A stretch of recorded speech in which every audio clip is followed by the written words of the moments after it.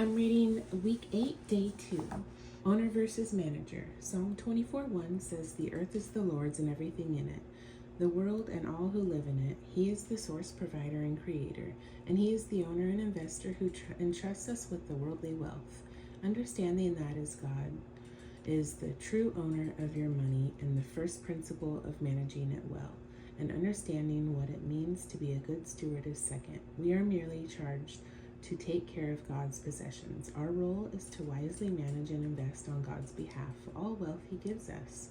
This means we need to treat the money we handle, paychecks, gifts, inheritances, etc., wisely, and use it to accomplish God's purposes. One of the clearest places stewardship is taught is in a parable told by Jesus, Matthew 25:14-30. After a long time, the master of those servants returned and settled accounts with them. The man who had received 5 bags of gold brought the other 5. "Master," he said, "you entrusted me with 5 bags of gold. See, I have gained 5 more." His master replied, "Well done, good and faithful servant. You have been faithful with a few things. I will put you in charge of many things. Come and share your master's happiness." Matthew 25:19-21.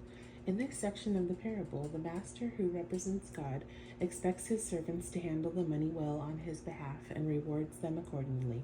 Again, the foundation for handling money in a God-honoring way is to understand that He owns everything, including money, and that our role is to manage God's money well for Him. With this perspective, our money management becomes clearer. When we choose to handle money God's way, things that used to be difficult become a little bit easier, like budgeting, saving, giving, and making wiser financial decisions. When we read everything God has to say about money, one thing becomes clear. He expects us to live on a budget. Living on a budget is the only way to successfully manage the resources God has given us. It also encourages living below our means, or at least within our means. When we live below our means, we are proving we believe in God's provision. We believe He is good, and He has given us more than enough to live.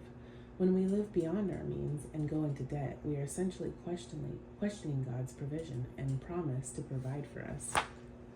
When budgeting how to use God's resources, there are 3 main categories where we need to allocate the resources God has given us: give, save, and spend.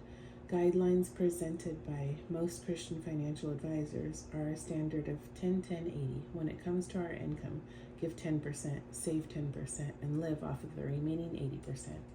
Before we can look at these categories individually, let's quickly address the issue of taxes. The Bible tells us to obey the law and give to the government what it is owed. Matthew 22:16-21, Mark 12:14-17, Luke 20:22-25.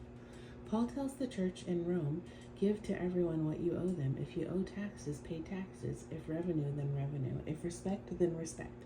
If honor, then honor." Romans 13:7. Considering the oppressive government under which Christ's followers lived in that day, this was a difficult mandate to hear and follow. Taxation was much harsher and much more difficult to pay than it is today.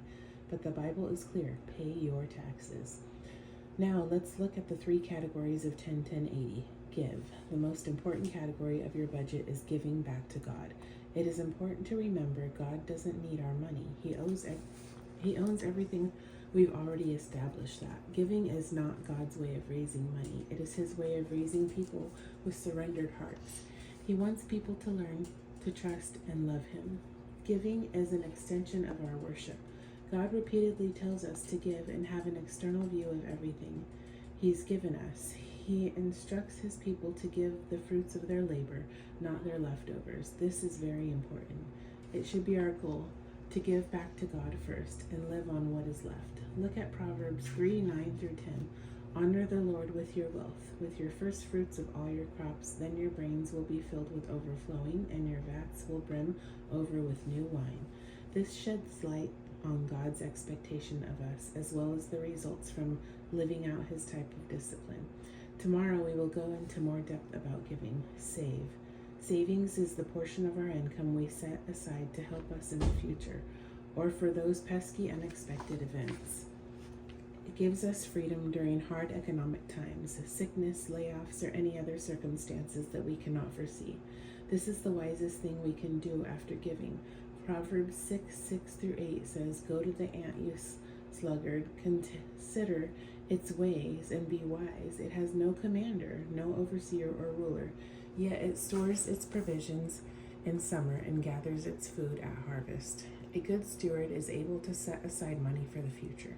These savings, as with your giving, should be done before other spending. A guideline used by many good Christian financial advisors for savings would be 10% of your gross income. If you aren't saving now, start saving any amount with a goal of 10%. Spend. The last part of our spending plan goes to providing for our daily needs. These include food, clothing, housing, transportation, and entertainment. Many people spend here first without giving, saving, and paying taxes. And herein lies the problem. It is self-focused and not God-focused. When this happens, Satan wins and money is our master, not God. This type of lifestyle can lead to debt, which we look at in depth later this week. Budgets can seem tedious to those who have not yet created and lived within one. However, this is type discipline we planned, spending that leads to successful management of God's resources. When we manage well what God has given us, we will hear those words, "Well done, my good and faithful servant." Matthew 25:23. Daily response. In your mind, what is the difference between an owner and a manager?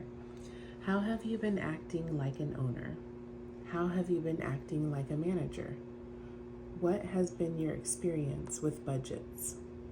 Write a prayer turning over ownership of your resources to God and asking for guidance and wisdom in managing what He has been entrusted to you.